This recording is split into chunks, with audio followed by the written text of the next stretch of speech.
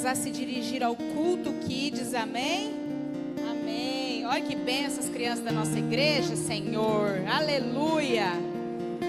Enquanto as nossas crianças se dirigem ao culto Kids, eu quero aproveitar e agradecer ao Senhor pela vida de cada voluntário Kids que tem se dedicado a semear vida, palavra de Deus, né, na vida das nossas crianças. Eu tenho certeza que os pais aqui têm visto aí os frutos, os resultados de todo esse investimento, né, que o Lagoinha Kids tem feito na vida das nossas crianças. E quero aproveitar e convidar você, que é da nossa igreja, que tem o desejo de servir ao Senhor, servindo no Ministério Kids, que me procure no final do culto. Tem um lugar, né, no culto Kids, no Lagoinha Kids para você. Amém? Para que você seja um semeador da palavra do Senhor na vida das crianças. Amém? Agora eu quero saber quem é que... Eita lasqueira! Quem nos visita hoje, quem está sendo aí a primeira vez que vem aqui no culto em Lagoinha Ilhabela, levanta a sua mão.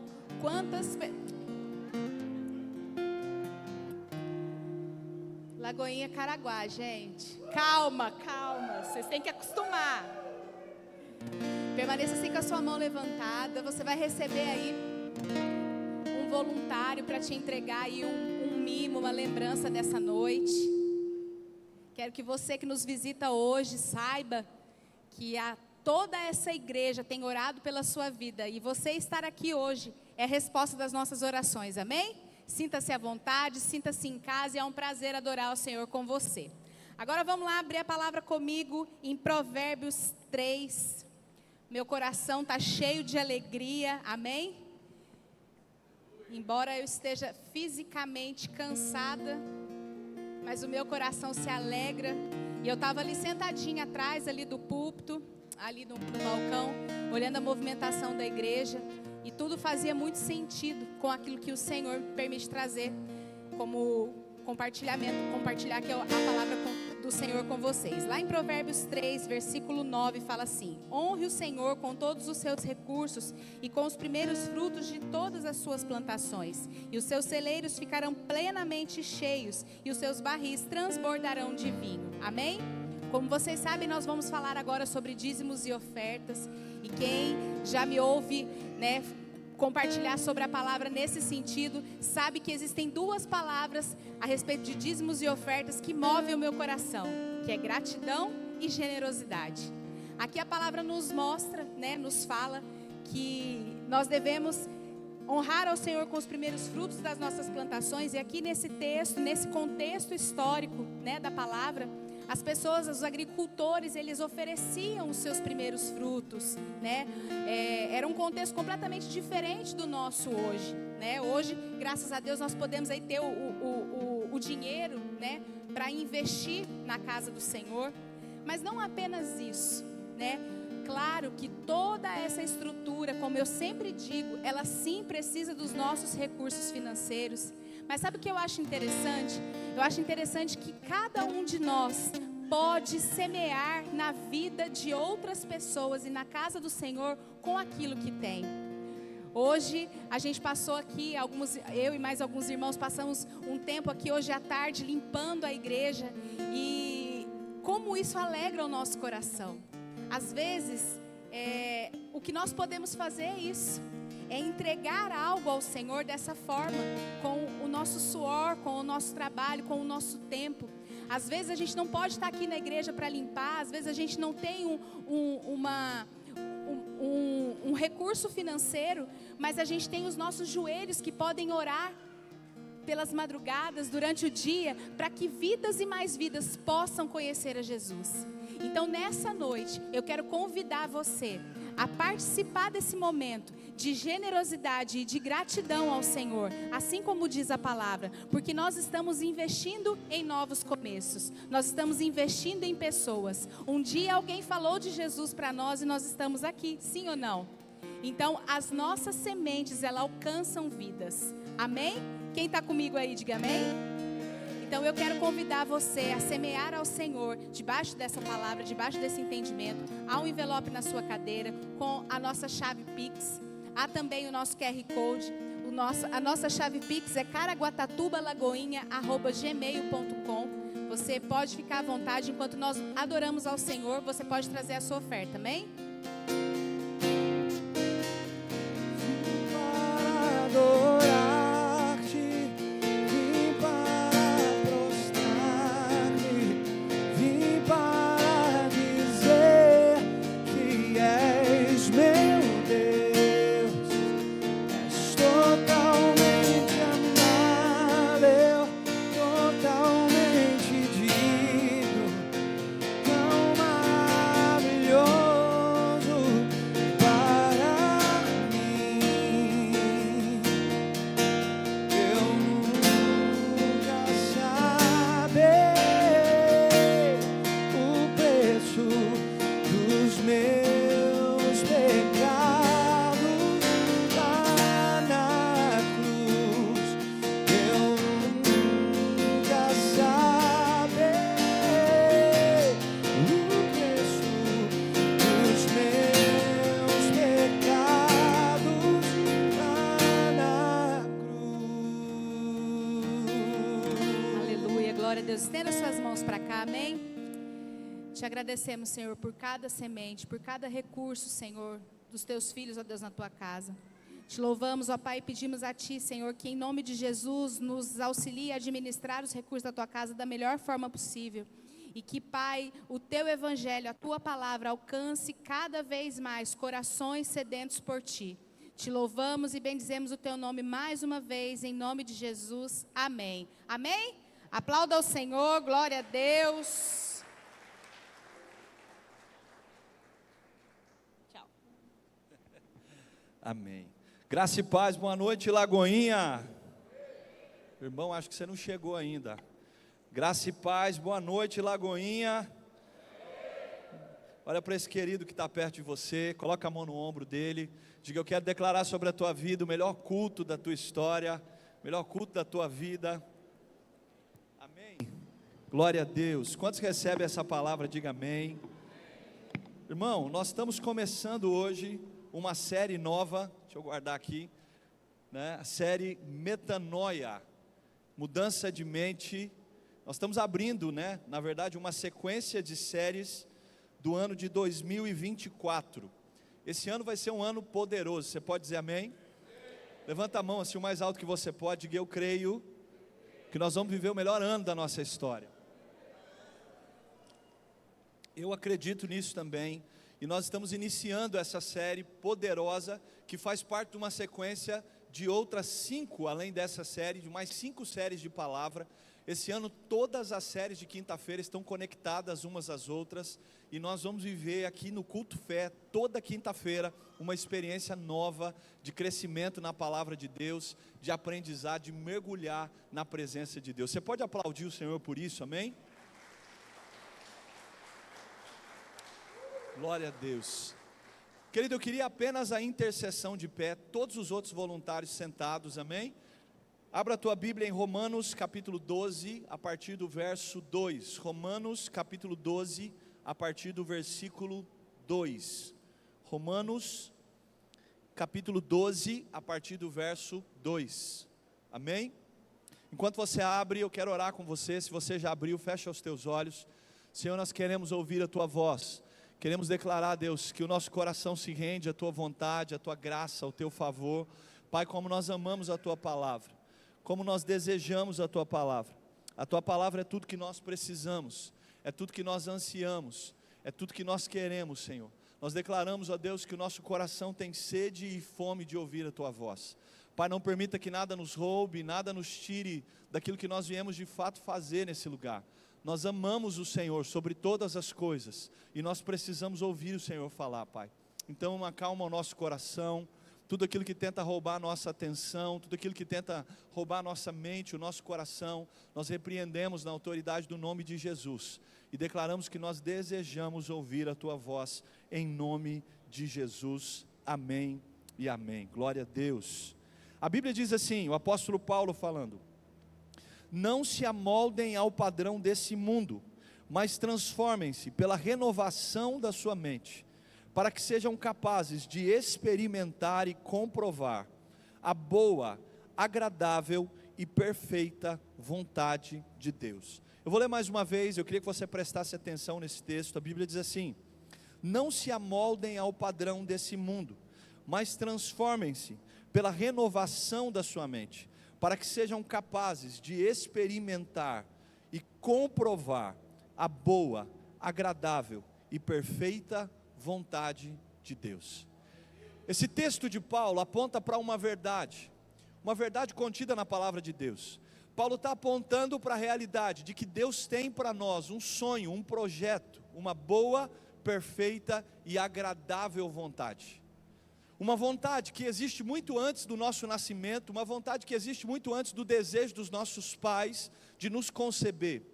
Mas Paulo fala não apenas que Deus tem essa vontade para as nossas vidas, mas ele diz que para viver essa vontade, nós precisamos ser transformados pela renovação da nossa mentalidade. Paulo usa um contexto e ele diz assim: não se amoldem ao padrão desse século ou desse mundo. O que Paulo está dizendo é que nós não devemos tomar a forma, a cultura, o estilo de vida, a mentalidade daquilo que acontece no mundo. E quando Paulo fala do mundo, ele não está falando do planeta Terra, das pessoas que estão lá fora, ele está falando sobre uma cultura contrária à cultura do reino de Deus. O que Paulo está querendo dizer, em outras palavras, é que nós precisamos entender que a cultura do céu, a vontade de Deus nas nossas vidas, só pode ser estabelecida em nós, na nossa casa, na nossa família, nos nossos negócios, no nosso ministério, na nossa vida emocional e espiritual, quando nós, além de não tomarmos essa cultura do mundo, essa cultura que nós vemos aí fora, quando nós também passamos por uma renovação na mentalidade. A palavra renovação aqui no grego, ela vem de um processo, de uma mudança, que não começa simplesmente no desejo, na vontade, mas é um processo contínuo de mudança de mente, de confrontar a si mesmo, para ter uma nova mentalidade. Eu queria que você olhasse para quem está perto de você, colocasse a mão no ombro dele, chacoalhasse ele, diga-se: o ano de 2024 só vai ser de fato novo, se a tua mentalidade for nova, se o teu entendimento for novo, se a tua maneira de viver for uma maneira completamente nova. Bate na mão de alguém, diga: o ano de 2023 não vai se repetir na sua vida. Diga: o ano de 2024 será novo, porque a tua mentalidade será uma mentalidade nova, moldada pelo Espírito Santo, transformada pela verdade da palavra de Deus. Você pode aplaudir o Senhor por isso?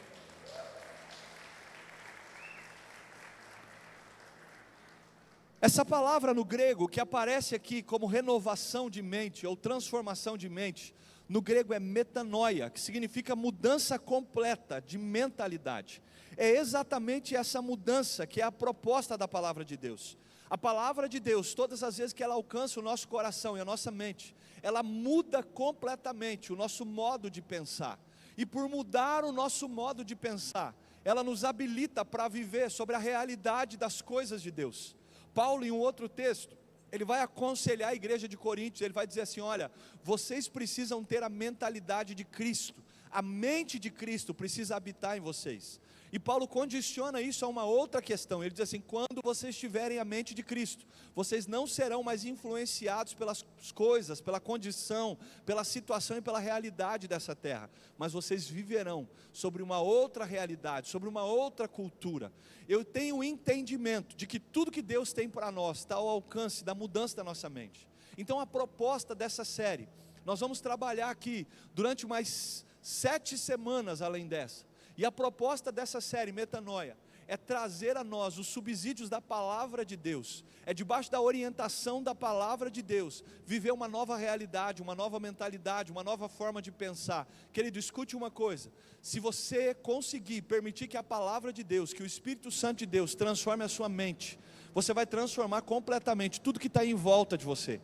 Tudo que você vive hoje é o resultado daquilo que primeiro passou pela sua mentalidade. É por isso que os lugares onde Jesus passou, as pessoas que tiveram fé para ser transformadas por Jesus, elas não foram apenas curadas fisicamente, não receberam apenas um milagre, uma provisão, uma situação urgente, mas elas tiveram uma mudança de mentalidade. Várias vezes você vai ouvir Jesus dizer para alguém que ele havia acabado de curar: vai em paz, a tua fé te salvou, a tua fé mudou sua vida, a tua fé transformou o teu destino. O que Jesus está querendo dizer com isso? Que a ideia de Jesus, quando ele encontrava essas pessoas, não era só resolver uma urgência, não era só resolver um problema que eles tinham naquele momento. Nós precisamos aprender que o Evangelho de Jesus não é para resolver os nossos problemas. O Evangelho de Jesus é poderoso para transformar a nossa mentalidade.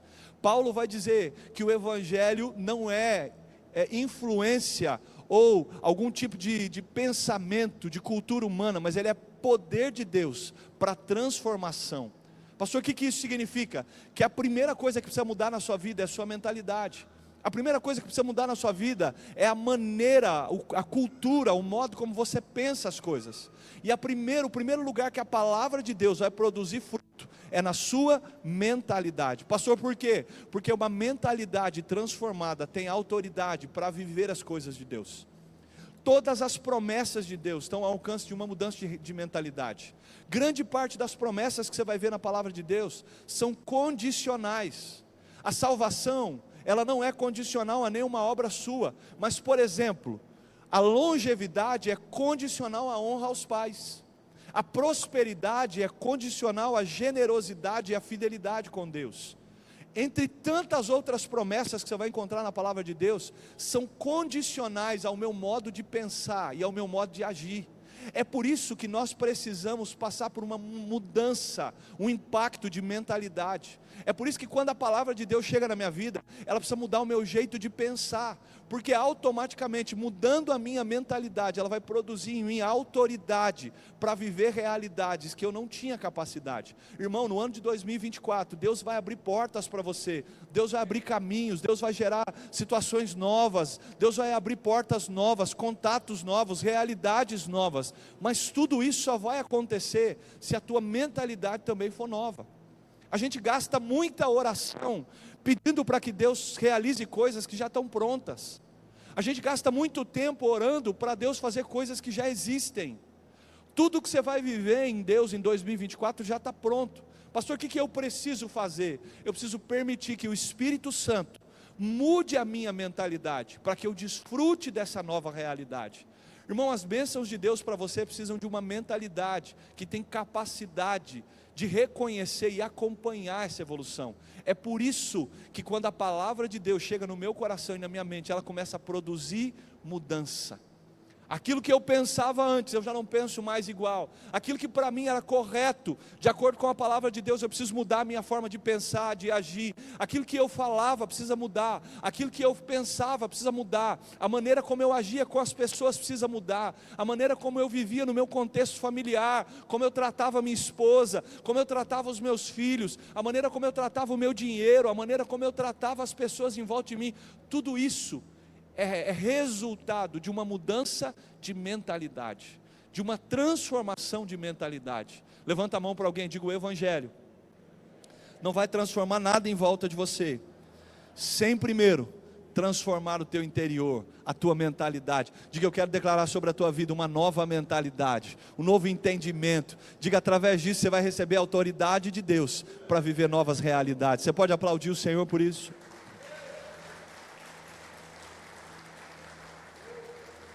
O primeiro tema que nós vamos tratar nessa série poderosa chamada Metanoia é sobre o orgulho, vencendo o orgulho. Olha o que a Bíblia diz em Provérbios capítulo 16, versículo 18: o orgulho vem antes da destruição, o espírito altivo antes da queda. Eu vou ler de novo: o orgulho vem antes da destruição e o espírito altivo antes da queda.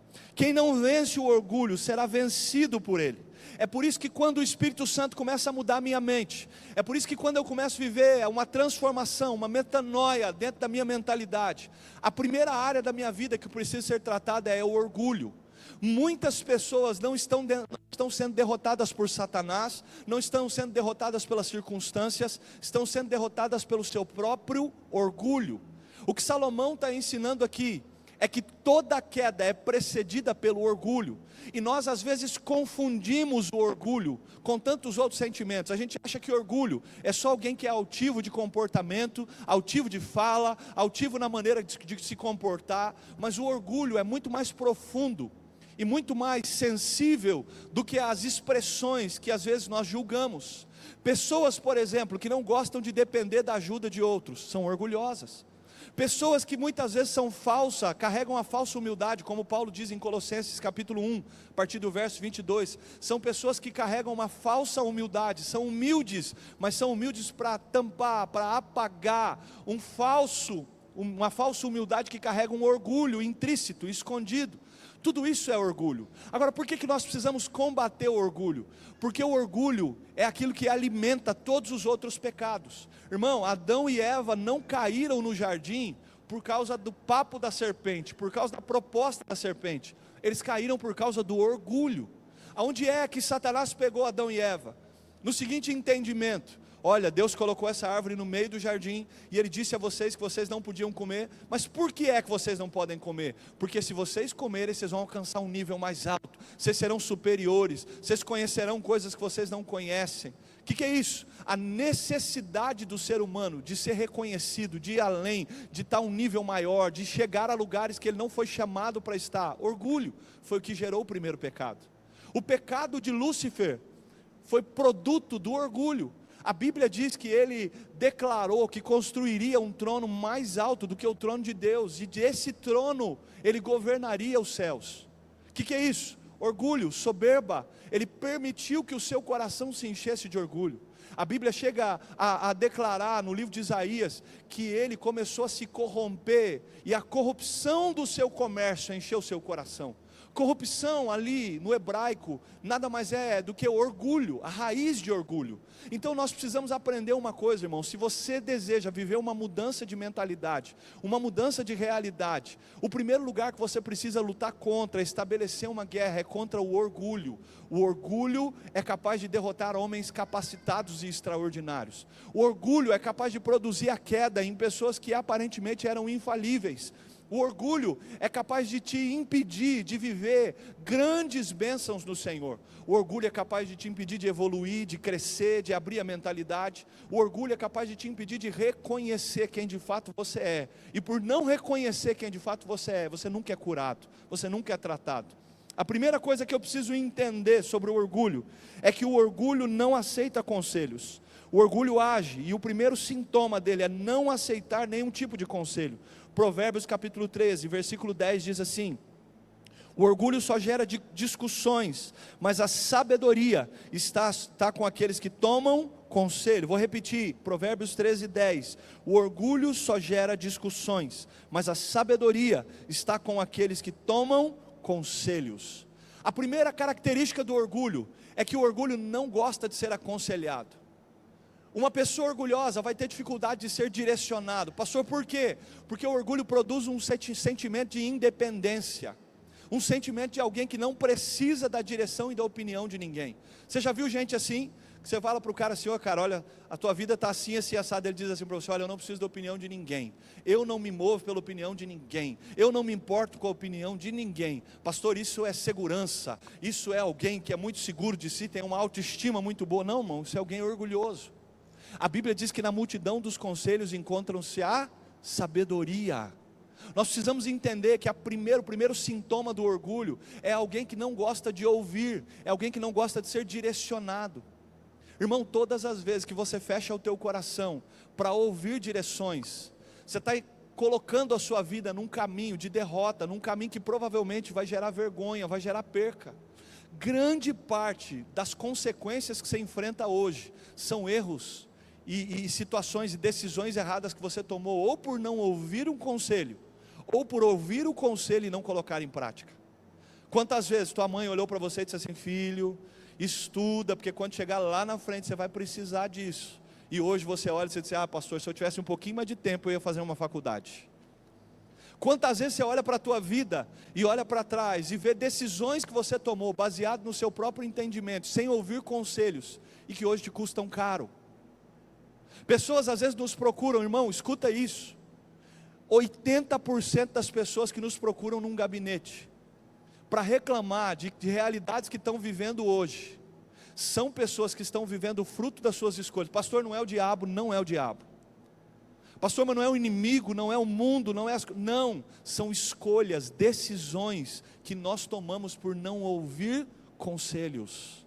Decisões que nós tomamos por permitir que o orgulho tape os nossos ouvidos. Irmão, escuta uma coisa.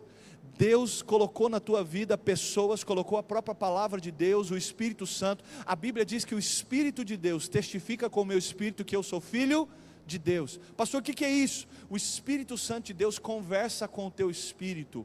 Você sabia que ninguém mais que conheceu a verdade da palavra de Deus e recebeu o Espírito Santo dentro de si, peca sem saber que está pecando? Quantas vezes você foi fazer alguma coisa errada e veio aquela voz, aquele testemunho interior dentro de você e disse assim: ei, Elcio, não faz isso, você vai me magoar. Elcio, esse negócio vai dar errado. Você não sabe de onde está vindo esse conselho, mas é o Espírito Santo falando dentro de você. Você sabe o que significa isso? Se eu estiver com os meus ouvidos abertos, eu só vou andar confundido se eu decidir. A Bíblia diz que o justo não caminha confundido. Pastor, o que significa isso? Deus está sempre arrumando uma forma de falar com você, de te aconselhar a como você deve tomar decisões. A grande realidade é que por causa do orgulho, muitas vezes, nós fazemos aquilo que o nosso prazer, aquilo que a nossa vontade decide fazer, e nós somos abatidos por causa do nosso próprio orgulho. Irmão, quanta gente está vivendo, sofrendo em relacionamentos que escolheu, e Deus disse que não era, tua mãe te aconselhou, teu pai te aconselhou, teu pastor falou que não, você decidiu, quis fazer, e hoje está sofrendo consequências disso. E você quer uma notícia? Você é livre para decidir o que você quiser, mas você é escravo das consequências do que você decidiu. Pastor, mas Deus não vai me perdoar pelo meu pecado? Vai, prontamente. A Bíblia diz que aquele que se arrepende e deixa, alcança misericórdia. Irmão, Deus perdoar do teu pecado não significa que Deus vai retirar de sobre você a consequência do teu pecado. Irmão, alguém que cometeu um homicídio vai ser perdoado por Deus? Sim ou não? Obrigado pelo teu sim tão empolgado, irmão. Achei que você ia gritar, jogar a cadeira para cima. Alguém que cometeu um crime de homicídio vai ser perdoado pelo Senhor se ele se arrepender? Sim ou não? Mas só porque o Senhor perdoou ele precisa ser solto e ficar por aí sem pagar a pena dele? O que você acha? Você acha que Deus seria justo se promovesse uma liberdade de uma pessoa assim? Sim ou não? A Bíblia diz que o Senhor é justo. A Bíblia declara que Deus é o justo juiz e que Jesus é o fiel advogado. Irmão, escuta isso. Se Jesus é o fiel advogado e Ele te defende através do sangue dele, a única coisa que Ele pode defender é a tua alma, o teu espírito, é a eternidade. Pastor, mas e o que eu vou viver das consequências naturais? Essa nem o sangue de Jesus te livra. Ah, pastor, mas eu escolhi errado, eu fiz um negócio com quem eu não deveria, agora eu estou falido, já sei, vou dobrar meu joelho e vou orar. Irmão, só se for para pedir perdão, porque não vai adiantar. Ah não, pastor, porque eu tomei uma decisão, eu comprei um carro, fez igual eu, comprei um prêmio argentino, irmão. Quem lembra do prêmio argentino? Levanta a mão. Quem já teve um prêmio argentino? Levanta a mão. Só o pastor Ricardo. Só o pastor Ricardo sabe o que é sofrer na vida. A Mara e o João também tiveram um prêmio argentino? Amém. Então vocês sabem o que é ficar de manhã apertando o botão do afogador e o negócio não pega, há álcool no frio. Agora olha para mim. As nossas escolhas e as nossas decisões precisam ser baseadas em conselhos. Irmão, para tudo que você vai fazer na terra, a palavra de Deus te deixa um conselho. Para tudo que você for fazer, Deus deixou pessoas que são especialistas. Pastor, eu vou fazer um negócio, irmão, se aconselha. Não, mas eu sou empresário há 10 anos, irmão, vai pegar conselho, vai perguntar, vai procurar saber, vai procurar entender. Pastor, por quê? Porque quando eu não me aconselho, eu dou lugar, eu alimento o meu orgulho, e o meu orgulho alimenta a minha derrota, a minha queda. Bate na mão de alguém, diga assim, aprenda. Fala mais alto, diga aprenda a ouvir conselhos. Olha para alguém, diga quem é ruim para escutar. Não, fala mais alto, diga quem é ruim para escutar é péssimo para decidir. As tuas decisões são baseadas naquilo que você ouve e que influencia o teu coração. Grande parte das coisas que você decide está ligada àquilo que você ouviu e gerou no teu coração sentimentos, e por causa disso você decidiu. Levante as suas mãos o mais alto que você pode. Diga: Senhor, eu quero quebrar o meu orgulho e eu quero aprender a ouvir conselhos, Senhor. Senhor, que no ano de 2024 a minha vida seja cercada de conselheiros, homens, mulheres de Deus, que eu seja cercado pela sabedoria da Tua palavra, que o Teu Espírito abra a minha mente para que eu possa compreender a Tua palavra profundamente, e que todas as minhas decisões sejam debaixo do conselho do Espírito Santo de Deus. Você pode aplaudir o Senhor Jesus?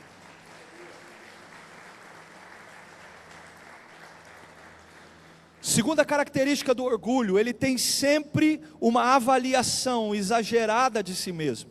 Romanos capítulo 12, versículo 3 diz assim: por isso, pela graça que me foi dada, digo a todos vocês, ninguém tenha de si mesmo um conceito mais elevado do que deve ser, mas ao contrário, tenha um conceito equilibrado, de acordo com a medida de fé que Deus lhe concedeu. Olha que interessante, Paulo diz assim: ninguém faça de si mesmo uma visão ou uma avaliação exagerada. A segunda coisa que o orgulho se provê é de pessoas que têm facilidade para ter uma visão exagerada acerca de si mesmo. Pastor, por quê? Porque isso revela as minhas carências, e o orgulho se alimenta das minhas carências. Você quer uma notícia, irmão?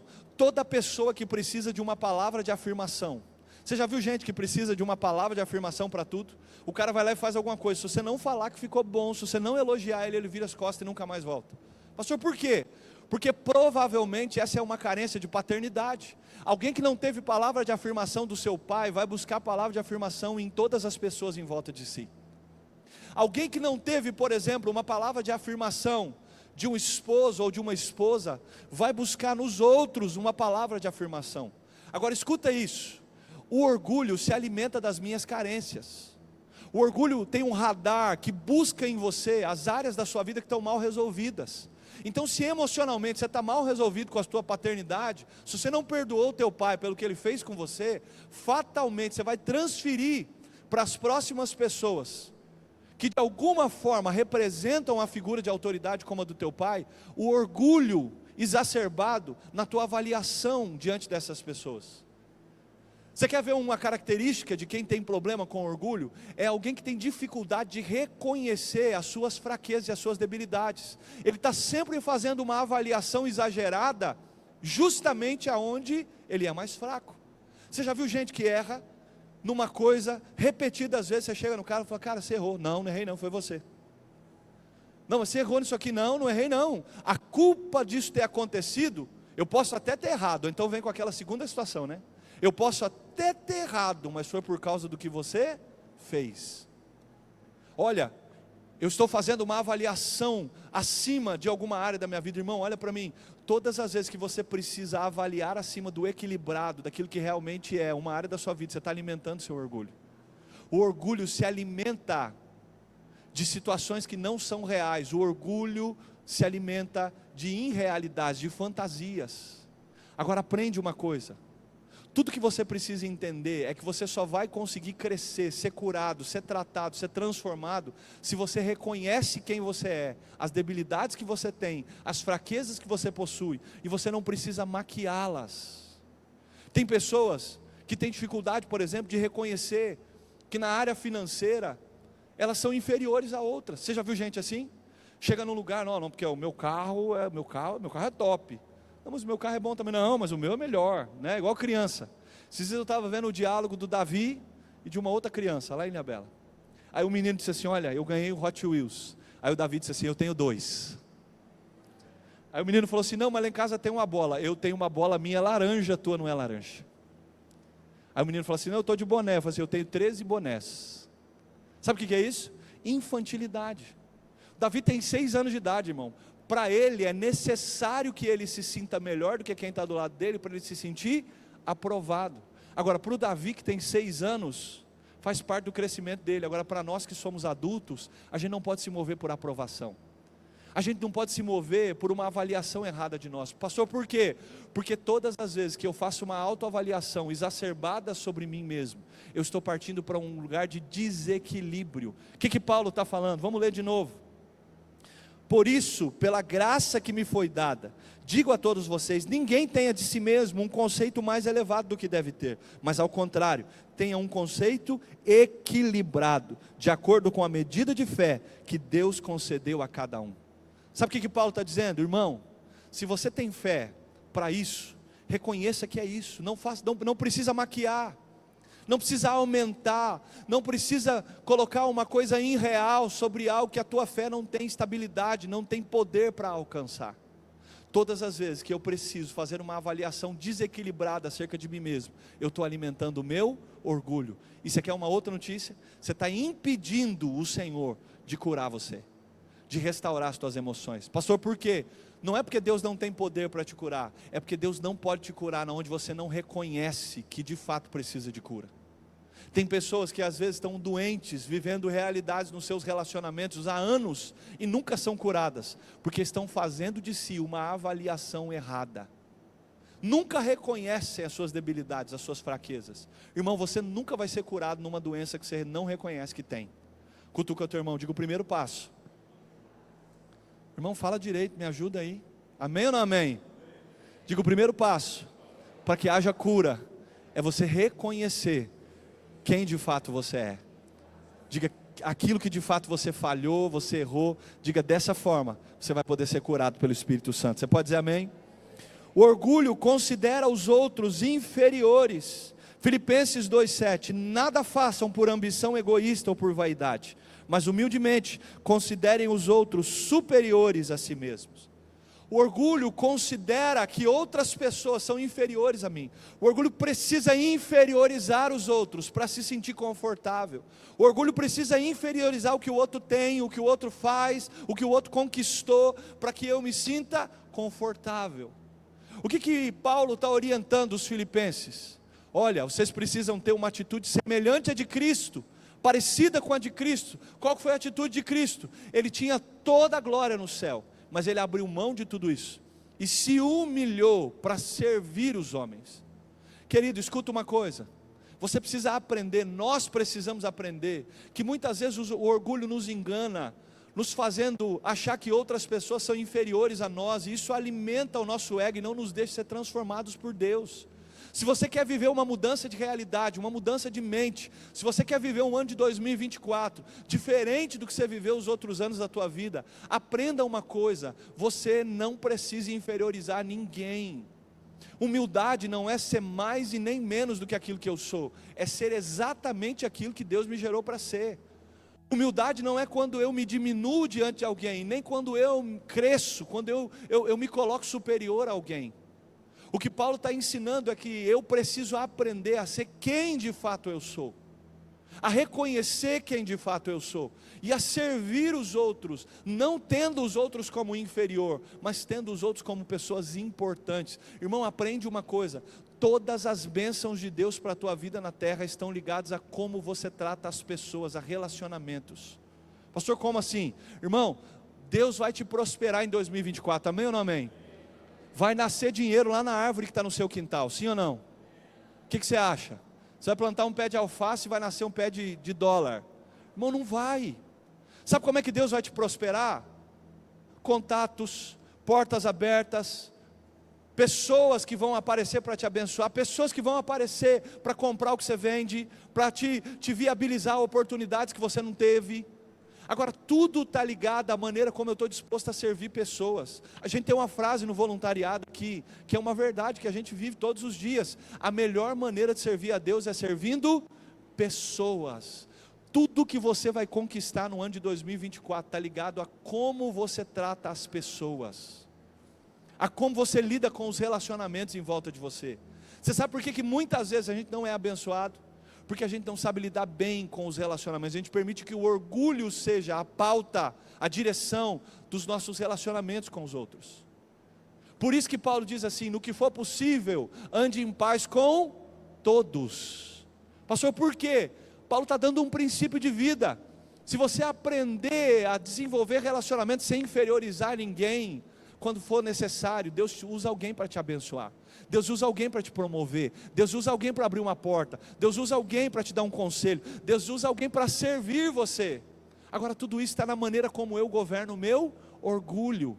Você precisa dizer para o teu orgulho, e colocar o teu orgulho no lugar dele, para que ele não faça você acreditar que é superior aos outros. Que você não ache que por ter alguma coisa que outro não tem, você é superior ao outro. Irmão, você sabe por que Deus abençoa pessoas? Para que essas pessoas abençoem outras pessoas. Eu vou repetir, você vai entender isso. Você sabe por que Deus vai te abençoar em 2024? Porque através de você, muitas pessoas serão abençoadas. Você sabe por que Deus vai abençoar teu ministério? Você sabe por que Deus vai te dar palavras, entendimento, uma estratégia de servir que não deu a outros? Porque através do teu ministério, muitas pessoas serão abençoadas. Você sabe por que Deus vai abençoar a sua família? Porque tem alguém lá perto da tua casa que precisa olhar para uma família, ver uma referência de uma família de Deus e através disso ser abençoado.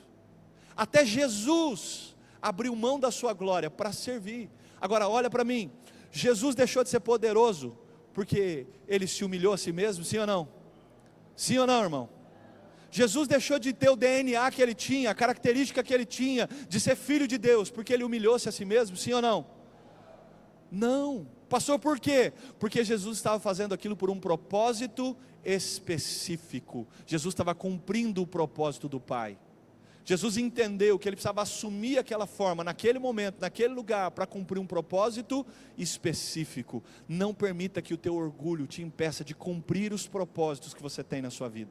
Aprenda, entenda a real posição que Deus quer de você. Deus colocou sobre você um entendimento, bênçãos, coisas que talvez Ele não tenha dado a outras pessoas em volta de você, mas isso não é para que você se ensoberbeça, isso é para que você sirva as pessoas que estão em volta de você. Pastor, mas se eu servir todo mundo, quem é que vai me servir? Irmão, não há ninguém na terra que tenha um coração generoso e que não receba em troca generosidade. Sabe o que a palavra de Deus diz? Salomão declara assim: ao generoso é dado cada vez mais, mas aquele que retém mais do que lhe é devido se empobrece cada vez mais. Bate na mão de alguém, diga: ninguém perde.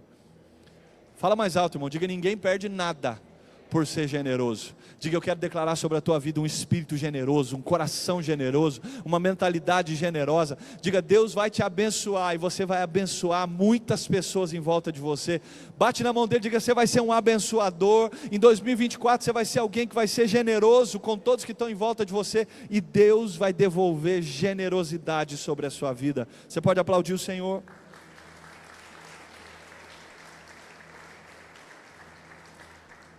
E por último, o orgulho não reconhece a generosidade de Deus. 1 Coríntios capítulo 4, versículo 7. Pois quem torna você diferente de qualquer outra pessoa?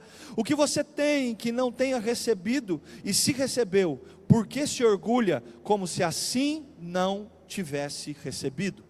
Paulo está dizendo o seguinte: olha, tudo que você tem veio de Deus, tudo que você tem é fruto da generosidade de Deus, mas muitas vezes o orgulho faz fazer uma leitura, faz com que eu faça uma leitura de que eu conquistei, eu alcancei, o mérito é meu, a glória é minha, eu tenho toda a autoridade. O orgulho nos faz acreditar muitas vezes que tudo que nós conquistamos é apenas fruto do nosso esforço. Irmão, sabe o que a Bíblia diz em Deuteronômios?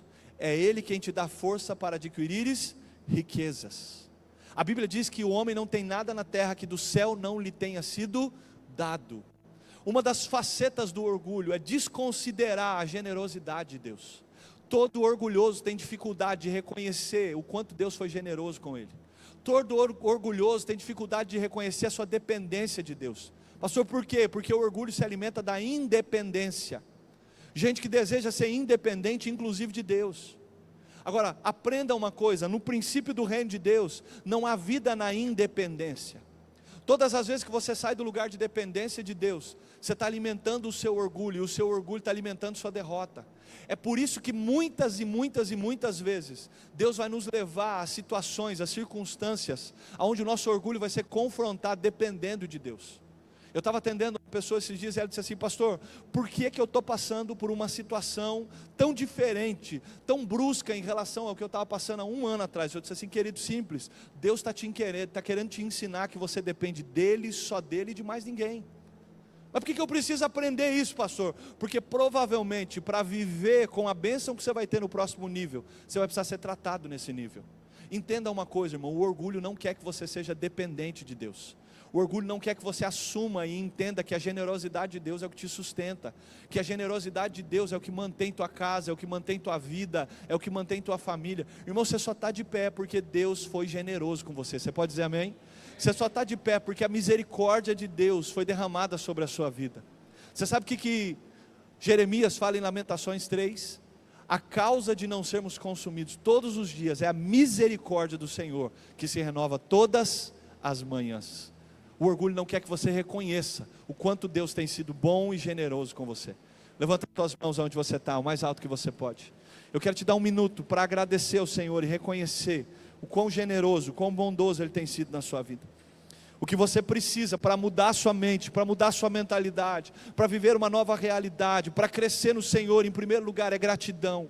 É gratidão à generosidade que te sustentou até aqui. É gratidão à generosidade que manteve a tua casa esse mês. É gratidão à generosidade que te manteve vivo. É gratidão à generosidade que tem mantido o teu casamento. É gratidão à generosidade de Deus que tem te dado mais do que você merece. É gratidão à generosidade de Deus que te sustentou durante todo o ano de 2023. Irmão, seja grato. Talvez o teu orgulho tenha tentado te convencer de que Deus não tem te dado tudo que você quer, tudo que você esperava. Mas diga para o teu orgulho que você tem todas as coisas que o Senhor te deu através da generosidade dEle, através do favor, do amor, da graça inigualável de Jesus. Você pode aplaudir o Senhor Jesus?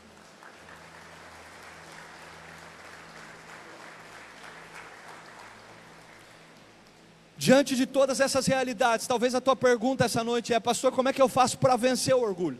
Eu entendi que o orgulho não gosta de ouvir conselhos. Eu entendi que o orgulho, ele faz uma avaliação exagerada de si mesmo. Eu entendi que o orgulho diminui as outras pessoas e que ele não é grato ao Senhor por aquilo que ele fez. Mas como é que eu posso fazer para combater essa mentalidade, esse pensamento, essa ideia de orgulho? Em primeiro lugar, você precisa reconhecer que algo está errado. Você precisa exercitar o reconhecimento, o arrependimento. Você precisa entender, querido, que se eu não reconheço aquilo que está errado, eu não posso ser curado. Segundo, eu preciso aceitar a correção de Deus.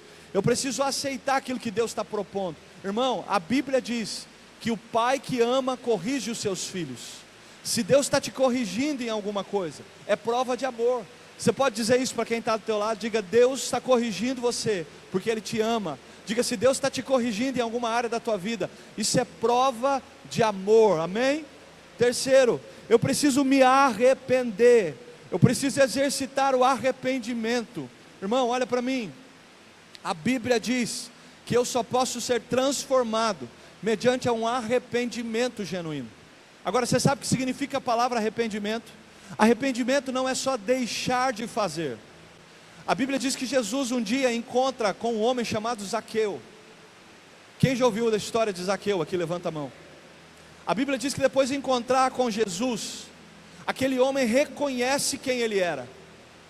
Ele reconhece que ele era corrupto na sua profissão. Mas em segundo lugar, ele aceita a correção de Jesus. E em terceiro lugar, ele se arrepende. Pastor, o que é arrependimento? Arrependimento é fazer ao contrário do que eu fazia. Irmão, você quer vencer o teu orgulho, sim ou não? Você quer colocar o teu orgulho debaixo do governo do Espírito? Começa a praticar, confrontar o seu orgulho, a fazer ao contrário daquilo que você fazia de errado. Sabe o que Zaqueu responde para Jesus? Se alguém eu defraudei, ou seja, se alguém eu roubei, eu vou devolver 4 vezes mais. Irmão, ele não apenas deixou de ser corrupto, mas ele passou a abençoar aqueles que ele roubou com a sua corrupção. Aprenda uma coisa: arrependimento não é só deixar de fazer. Pastor, eu pecava, agora o que eu faço? Agora eu ando em santidade. Pastor, eu mentia, agora o que eu faço? Eu falo a verdade. Pastor, eu roubava, agora o que eu faço? Eu abençoo. Pastor, eu tinha um problema com lascívia, agora o que eu faço? Agora eu sou casado, eu respeito minha esposa, eu respeito as outras mulheres.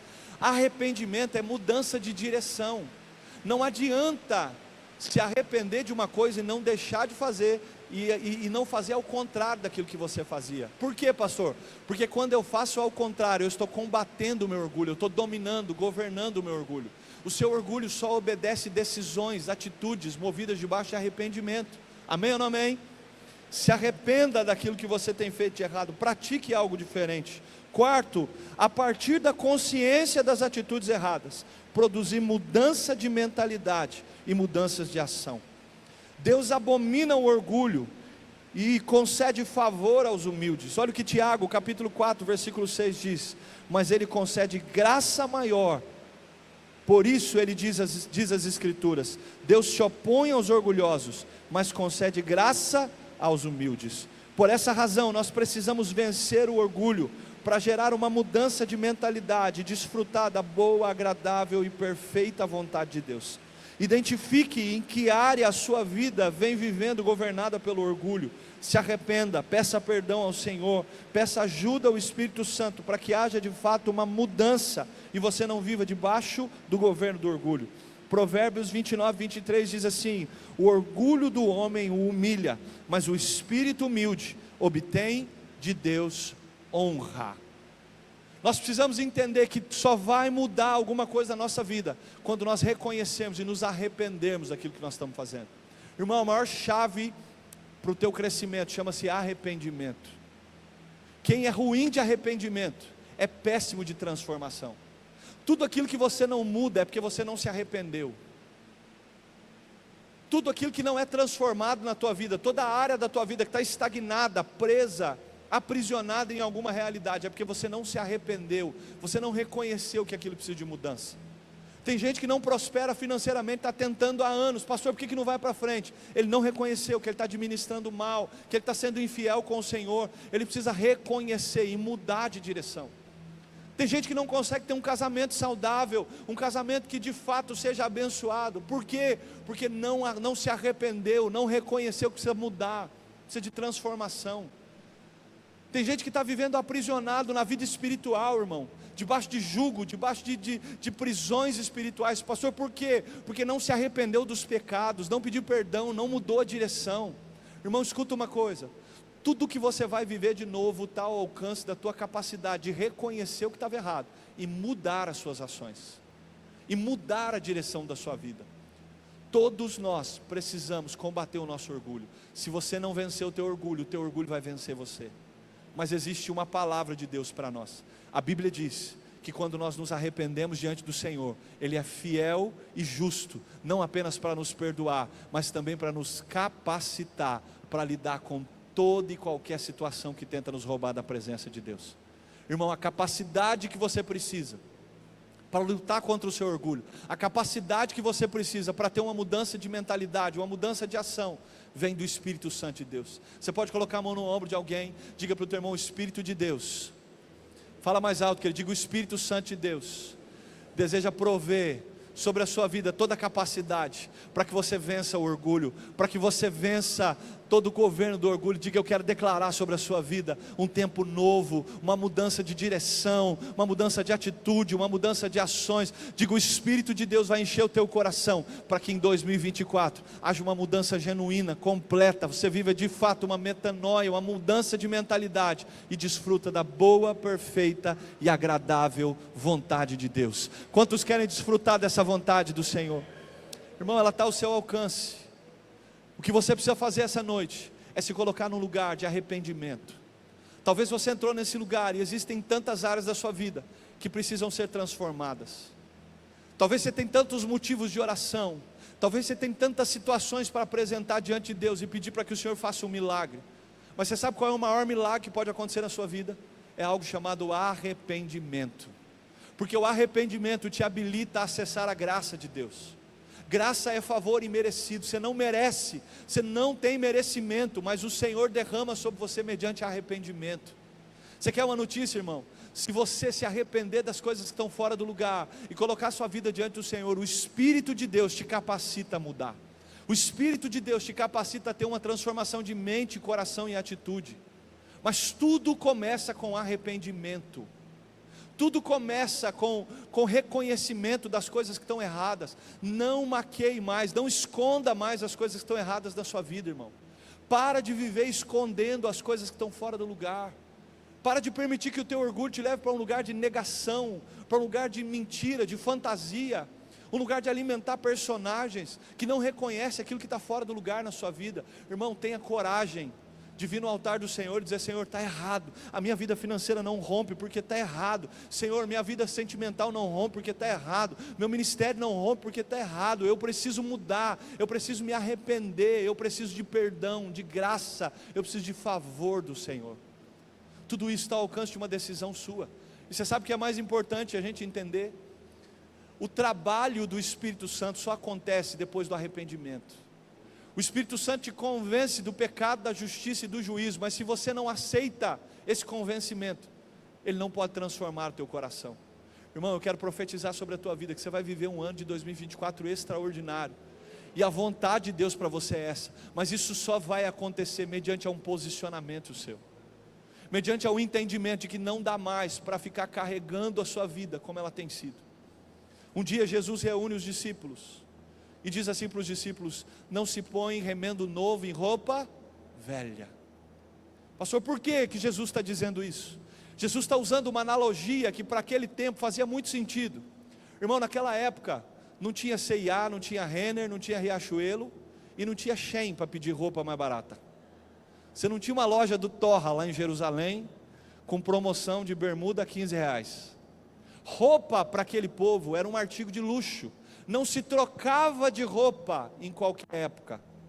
Jesus está dizendo assim: alguém que tem a provisão de uma roupa nova, não pode por quê? Porque é insensato, é loucura, rasgar um pedaço da roupa nova, para remendar um rasgo da roupa velha. E Jesus diz assim: se você fizer isso, você não vai consertar a roupa velha, e você vai perder a nova e a velha, porque vai rasgar as duas. Só que Jesus está falando isso relacionado à nossa vida, e existe uma decisão que nós precisamos tomar. Nós precisamos decidir se nós vamos viver de remendo ou de renovo. O problema é que muita gente entrou num ano novo, mas está vivendo uma vida remendada, uma vida adaptada, uma vida que está cheia de penduricalhos. Irmão, escuta uma coisa: Jesus não quer fazer uma meia sola, Jesus não quer reformar a sua vida, Jesus quer transformar a sua vida. Jesus não quer reformar seu casamento, Ele quer transformar seu casamento. Jesus não quer reformar a sua história, Ele quer transformar a sua história. Pastor, mas como é que isso acontece? Quando Jesus está dando esse exemplo, Ele diz assim, que quem precisa se prover da roupa nova, vestir a roupa nova, é o indivíduo que está com a roupa diante de si. Paulo vai usar o mesmo exemplo em Efésios 4. Paulo diz assim: revesti-vos da roupa do novo homem que está provida para vós, que está diante de vós. Sabe o que Paulo está dizendo? A roupa nova já está disponível para você, mas você precisa decidir se você vai continuar com a roupa velha ou vai vestir a roupa nova. Irmão, chega de remendo. Eu não sei você, mas nós precisamos tomar uma decisão de entrar no ano novo sem remendo velho, sem situações pendentes, sem governo do meu orgulho, sem governo da minha carne. Irmão, nós precisamos tomar uma decisão. Chega de remendar a minha vida, eu preciso decidir trocar de roupa.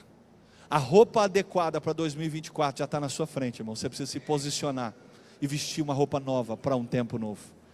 Amém? Levanta a mão para o seu irmão, diga: Deus já preparou a roupa nova, irmão. Diga: irmão, para de remendar a sua vida, para de remendar essa roupa velha, irmão. Diga: de velho já chega você, irmão. De velho já basta você, irmão. Diga: não remenda mais. Diga: vista uma roupa nova, para um tempo novo, para uma realidade nova, para uma mentalidade nova, para bênçãos, para um futuro, para algo que Deus já preparou para a tua vida. Você pode dizer amém? Você pode aplaudir o Senhor por isso? Eu quero desafiar o teu coração a se posicionar essa noite. Talvez ouvindo essa palavra, você identificou áreas da sua vida que estão sob o governo do orgulho, áreas que você precisa se arrepender, reconhecer, coisas que você precisa colocar diante de Deus e dizer: Senhor, eu me arrependo, de fato eu preciso mudar. Senhor, de fato eu reconheço que eu tenho sido orgulhoso, eu não tenho trocado de roupa, eu tenho apenas escondido, remendado, eu tenho apenas mais um tempo, mais um ano virou, mas eu tenho repetido as minhas decisões, eu tenho repetido as minhas atitudes. Mas nessa noite eu não quero fazer do mesmo jeito, eu quero de fato trocar de roupa, me prover da roupa nova que o Senhor preparou e mudar de vida, transformar o meu coração. Fica de pé no teu lugar, eu quero que você abrace alguém que está perto de você.